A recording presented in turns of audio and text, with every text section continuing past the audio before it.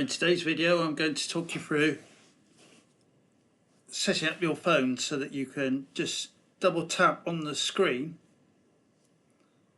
and then it locks your phone by just double tapping a button that we're going to create in a few seconds in this video.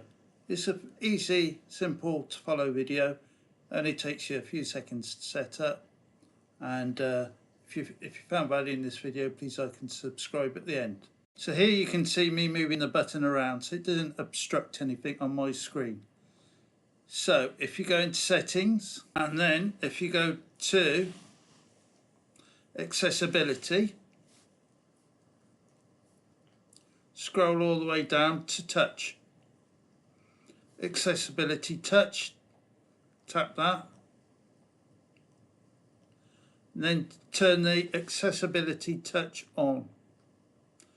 Scroll down and select double tap, and then select lock screen.